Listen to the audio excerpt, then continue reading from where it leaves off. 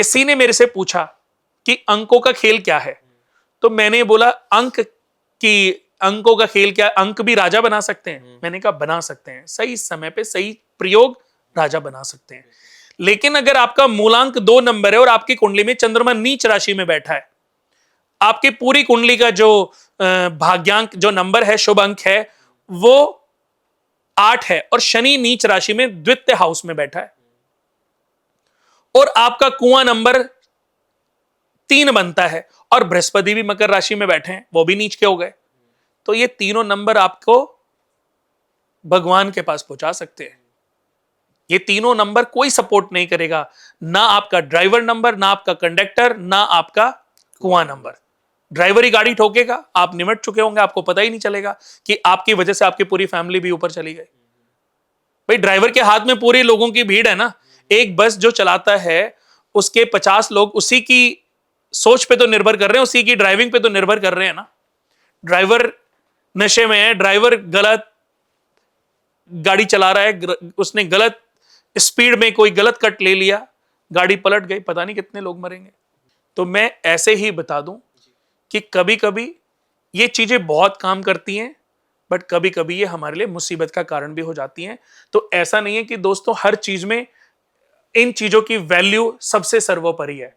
मैं तो आपसे निवेदन करके बोल रहा हूं कि 50% में आपके कर्मा काम करते हैं, तो अपने कर्मा पर फोकस करो, अच्छे कर्म करो, अच्छे भाव रखो, परिवार का ध्यान रखो, माता पिता के चरणों को स्पर्श करो, भाई बहनों का ध्यान रखो, बुआ का, बहन का, बेटी का, इनका जो सम्मान जो सत्कार हो सकता है उनको करो। आपके जीवन में प्रॉब्लम नहीं आएगी, क्योंकि ये जो ग्रह हमारी बॉडी में हैं, हमारे घर में भी हैं। सूर्य पिता के रूप में, चंद्रमा माता के रूप में, बृहस्पति गुरु के रूप में, बहन बुआ बेटी बुध के रूप में, मंगल भाई के रूप में, शनि सर्वेंट्स के रूप में। राहु और केतु से थोड़ा सावधान रहे, क्योंकि जितने भी षड्यंत्रकारी लोग आपके साथ हैं, जितने भी चापलूस हैं, वो सब राहु केतु हैं। पत्नी के रूप में शुक्र है। लग्जरी चाहते हो, ब्रांडेड लाइफ जीना चाहते हो, बहुत ऐश्वर्य के साथ जिंदगी को एंजॉय करना चाहते हो, पत्नी का आदर सत्कार करना शुरू कर दो। सुबह उठते ही, मैं ये नहीं कह रहा हूं पत्नी के सुबह उठते ही चरणों को स्पर्श करो, बट मैं कहता हूं कि सुबह उठते अपनी पत्नी के पांव जमीन पे पड़ने से पहले उसको 40 दिन चाय पिलाओ जी, अपने हाथ से बना के।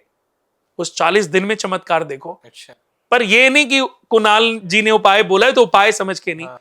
भाव भी वैसा होना चाहिए। जी जी। कितने लोगों ने किया और उन्होंने पहले नहीं मुझे बोला, हाँ। मैं तो ऐसे ही कभी कभी वीनस को अपग्रेड करने के लिए, आज इंसान सबसे ज्यादा परेशान है पैसे को लेकर के। पैसा डे टू डे इनकम है या व्यापार है? डे टू डे इनकम, व्यापार, भागीदारी, ये सब 7th हाउस से देखी जाती है। 7th हाउस रिप्रेजेंट करता है पत्नी को, या पत्नी रिप्रेजेंट करती है आपकी कुंडली के 7th हाउस को।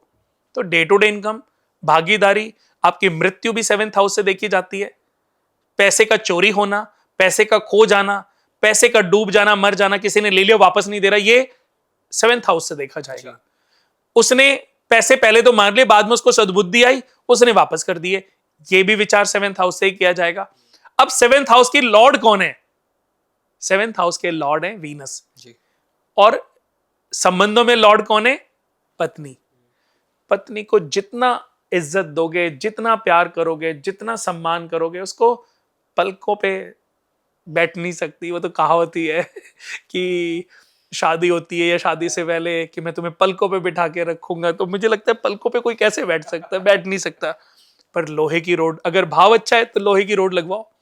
इसका तात्पर्य यह है, उसको इतना प्यार, इतना सम्मान दो कि आपकी नजर में वो शर्माते। जैसे आप अपने माता पिता को प्यार करते हो ना, ऐसे पत्नी को सम्मान दो, पत्नी की केयर करो, उसको प्यार करो।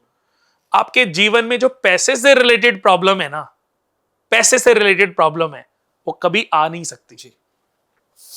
मां अगर महालक्ष्मी है, मां अगर महालक्ष्मी है ना, तो पत्नी आपकी आपके भाग्य की लक्ष्मी है जी। मां अगर महालक्ष्मी है तो पत्नी आपके भाग्य की लक्ष्मी है, भाग्य लक्ष्मी। पुत्री अगर शुभ लक्ष्मी है, पुत्री अगर शुभ लक्ष्मी है, तो ये जो बहन और बुआएं हैं ना, ये आपके जीवन में, मैं आपको बता देता हूं, कि ये आदि लक्ष्मी है। लक्ष्मी के अष्ट रूप भिन्न भिन्न रूप हैं, तो घर में हर स्त्री किसी ना किसी लक्ष्मी का ही रूप है, लक्ष्मी का ही अवतार है। चाहे वो आपके घर में काम करने वाली मेड ही क्यों ना हो, उसको भी सम्मान करो, उसको भी केयर करो जितना संभव हो सके।